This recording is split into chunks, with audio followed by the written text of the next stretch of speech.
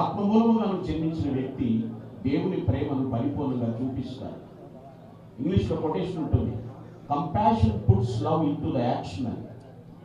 సానుభూతి అనేది ప్రేమను క్రియారూపంలోకి తీసుకొస్తుంది. ప్రేమను పెదవుల మీద పలకటం కాదు, కానీ వారు క్రియల్లో చూపించారు. అందుకనే ఆయనది బోర్న్ ఆఫ్ గాడ్, దేవుని మూలముగా జన్మించిన వ్యక్తి అని చెప్తున్నారు. ప్రియులారా, గ్రహించాలి మనము దేవుని వాక్యము. ఈ ప్రేమ ఎప్పుడు కూడా సత్యం మీదనే ఆధారపడి ఉంటుందండి. వాక్యమే సత్యము కాబట్టి వాక్యం ఎరిగిన వారు ఖచ్చితంగా ప్రేమిస్తారు. వారు ఏ మతం అనేది చూడరు, ఏ గుణం అనేది చూడరు, ఎటువంటి వారిని చూడరు. అందరినీ కలుపుకుపోయేటువంటి మనస్తత్వం, దట్ ఈస్ అగాఫే, దైవ ప్రేమ. ప్రేమించాడు కాబట్టి ప్రభు అయినటువంటి క్రీస్తు వారు సిలువలో ప్రాణమిచ్చి అందరినీ పాప పునీతులుగా చేయడానికి ప్లాట్ఫామ్ సిద్ధం చేశారు ఆయన. ప్రియులారా, దేవుడు మూలంగా జన్మించిన వారిలో మొట్టమొదటి గుణలక్షణం ఏమిటంటే ఫుల్నెస్ ఆఫ్ లవ్, ప్రేమ యొక్క సంపూర్ణతను చూడగలుగుతాం. రెండవ విషయం అక్కడ ఉంది ప్రియులారా, వారు తమ ఆజ్ఞలను నెరవేర్చువారు అంటున్నాడు. వాక్యపు నెరవేర్పు రెండవదిగా, ఆ యొక్క ఫుల్నెస్, ఆ యొక్క ఫుల్ఫిల్మెంట్ ఆఫ్ ద కమాండ్మెంట్స్, దేవుని వాక్యమును నెరవేర్చువారు. చాలా మంది బైబిల్ చదువుతూ ఉంటారు, వాక్యాలు చదువుకుంటూ ఉంటారు, కానీ దాన్ని నెరవేర్చిన వారి విషయంలో మాత్రము జన్మలో వారిని మర్చిపోలేదు. ఎందుకంటే నాకు తెలిసి నేను వాళ్ళ హిస్టరీ చూసినప్పుడు మహానేత గారి జీవితంలో వాక్యమును పఠించేవారు, ధ్యానించేటువంటి వారు, దాన్ని నెరవేర్చేటువంటి వారు.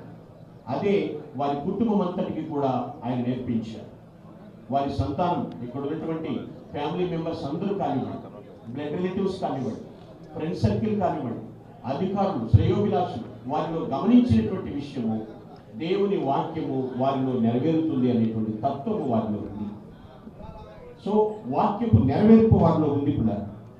ఎందుకంటే హృదయంతో ఎవరైతే దేవుని వాక్యాన్ని వింటారో వారితో ఖచ్చితంగా దేవుడు తన లేఖనం ద్వారా మాట్లాడతాడు.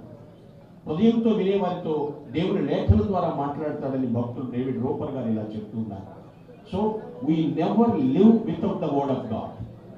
దైవ వాక్యం లేకుండా మనము జీవించలేము. వాక్యపు నెరవేర్పు ఆ నాయకుల యొక్క జీవితంలో మనం చూడగలుగుతాం. చాలా బుక్స్ ఉంటాయి, many books informs but only one transforms. చాలా పుస్తకాలు సమాచారాన్ని ఇస్తాయి, కానీ రాజశేఖర రెడ్డి గారి జీవితంలో బైబిల్ వారికి పూర్తి పరివర్తన తీసుకుని వచ్చి ఆ వాక్యమును వారు నెరవేర్చి ఉన్నారు. పిల్లలు ఆలోచించారు. One step forward in the word of God is worth yearly study about it. సంవత్సరాల తరబడి చదువుట కంటే ఆ వాక్య ప్రకారం ఒక అడుగు ముందుకేయటమే గొప్ప సంతృప్తినిస్తుంది. అది మేలైంది. సో వారు దేవుని మూలముగా జన్మించారు, దేవుని సంకల్పాన్ని నెరవేర్చారు అనడానికి రెండవ కారణం వాక్యపు నెరవేర్పు, fulfilment of the word of God. మూడవ లక్ష్యం ఏమిటంటే ఇక్కడ రాయబడినటువంటి మాట, వారు లోకాన్ని జయించుటకు ఏమిటట? విశ్వాసమే, ఫెయిత్, విశ్వాసం. గంభీరంగా ఉండేవారు. ఎందుకంటే God is with me, always is with me, he leads me, ఆయన నడిపిస్తుంది. ఆ ఫెయిత్ ఎక్కడా కూడా చెక్కు చెదరకుండా చూసుకునేవారు. అందుకనే దేవుని స్తుతిస్తూ ఆ మహానేతను స్మరిస్తూ ఉన్నాం. ఆయన భూమి మీదకి వచ్చి 76 వసంతాలు పూర్తయినప్పటికీ కూడాను ఆ విశ్వాస ఛాయలు ఇంకను కూడా ప్రస్ఫుటంగా కనబడుతున్నాయి. అదేవిధంగా వారి సంతానంలో కూడా జగన్మోహన్ రెడ్డి గారి కుటుంబం విషయంలో, చంద్రమ్మ గారి కుటుంబం విషయంలో, వారి రక్త సంబంధికుల కుటుంబం విషయంలో ప్రతి ఒక్కరిలో కూడా ఆ ఫెయిత్ అలా స్టేబుల్గా కనబడుతుంది. విశ్వాసం. కారణం, నన్ను నడిపించింది భూమి మీదకి దేవుడు, నన్ను ఇలా నిలబెట్టింది ఆయనే జరిగించుకుంటారు. ఆ ఫెయిత్ చాలా ఇంపార్టెంట్. ఇక్కడ అదే రాయబడినటువంటి మాట, జయించడానికి కారణం నా విశ్వాసం. దేవుని పట్ల విశ్వాసం ఉన్నప్పుడండి నేటి శ్రమల ఫలితం ఏమిటో మనకు తెలియనప్పటికీ మన ప్రయాణం మాత్రం ఎక్కడికో తెలుస్తుంది. దేవుని పట్ల విశ్వాసం ఉన్నవారు శ్రమలు ఏం చేస్తాయో తెలియదు, కానీ మన ప్రయాణం ఎక్కడికి తీసుకెళ్తుందో మాత్రం మనకు అర్థమవుతుంది. దేవుడు నాతో ఉన్నాడు కనుక నా ముందు ఏముందో నన్ను అక్కడ భయపడనక్కర లేదు. అది వైఎస్ఆర్ గారి ఫెయిత్. నాతో దేవుడు ఉన్నాడు కనుక నా ముందు ఏముందో నన్ను అక్కడ భయపడనక్కడ పని లేదు అనేటువంటి మాట. Faith brings absolutely డేర్నెస్, boldness. విశ్వాసము ఖచ్చితంగా ధైర్యాన్ని తీసుకొస్తుంది. ఆ విశ్వాసం ఆయన క్రియల్లో చూపించారు, విశ్వాస ఫలాలు జీవితంలో పండించారు. క్రియల్లో దేవుని పట్ల విశ్వాసాన్ని చూపించారు, తన జీవితంలో ఆ విశ్వాస ఫలాలు ఆయన పండించారు. అందుకే in the Born of God, దేవుని మూలముగా జన్మించినటువంటి వ్యక్తి. నాలుగవదిగా చివరి విషయం ఏమిటంటే పిల్లరా, అక్కడ రాయబడినటువంటి మాట, లోకమును వారు జయించుదురు. లోకమును జయించుదురు. Fourth and finally fullness of victory.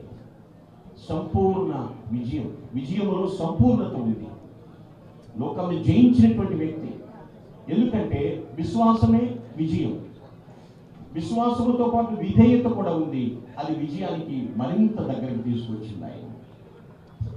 అపజయాలు ఎదుర్కొనేటువంటి మన జీవితంలో జయము దయచేవాడు మన ప్రభు.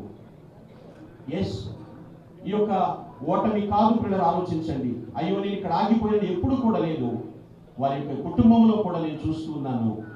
ఎస్, జయమిచ్చువాడు దేవుడు.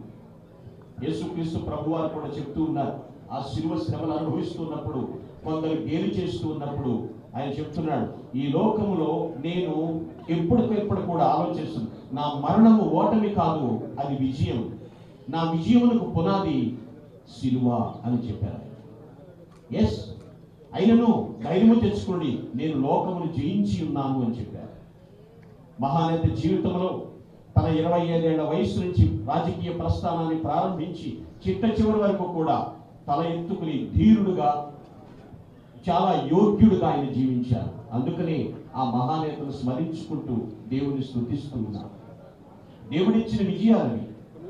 ఎస్ ప్రియులారా, నేను ముగింపులోకి వస్తూ ఉన్నాను. ఈరోజు వాక్యాంశం, దేవుని మూలముగా జన్మించిన వాడు, బోర్న్ ఆఫ్ గాడ్. వాళ్ళు ఎలా ఉంటారు అంటే ఈ 4 సద్గుణాలు కలిగి జీవిస్తారు. మొదటిగా దైవ ప్రేమతో జీవిస్తారు వాళ్ళు. రెండవది వాక్యపు నెరవేర్పు కలిగి జీవిస్తూ ఉంటారు. మూడవదిగా విశ్వాసముతో విరోచితంగా పోరాడుతూ ఉంటారు. ఫోర్త్లీ అండ్ ఫైనల్లీ సంపూర్ణ విజయాన్ని సార్థకం చేసుకుంటారు. ఎక్కడా కూడా రాజీ పడదు. కాబట్టి పిల్లరా, దేవుని వాక్యమును బట్టి చెప్తున్నాను, ఒక ఫుల్ స్టాప్ పెట్టాము అంటే అక్కడికి అయిపోయిందని కాదు. Full stop is not and real end, because we can write a new sentence after it. ఆ తర్వాత మరొక వచనం రాయటానికి ప్రారంభిస్తాం కాబట్టి ఫుల్ స్టాప్ పెడతాం. అలాగే failure is not the real end, it can be a real beginning of success. ఓటమి ముగింపు కాదు, మనకు విజయాన్ని ప్రారంభించడానికి అది మరొక నూతన ప్రారంభం. ఒకటి మాత్రం చెప్పగలుగుతాను, man is mighty but God is almighty. మనిషి శక్తిమంతుడే నేను కారణను, కానీ ఎప్పుడైతే ఆ మనిషి సంపూర్ణంగా దేవునిపై ఆధారపడతాడో ఆ సర్వశక్తివంతుడైనటువంటి దేవుడు సర్వము కూడా అనుగ్రహిస్తాడు. ప్రభువునకు జీవన్ మరణాలపై పవర్ ఉందండి, శక్తి ఉన్నది. శాసించగలడు ఆయన, రూపించగలడు. శూన్యములో నుంచి సమస్తమును సృష్టించిన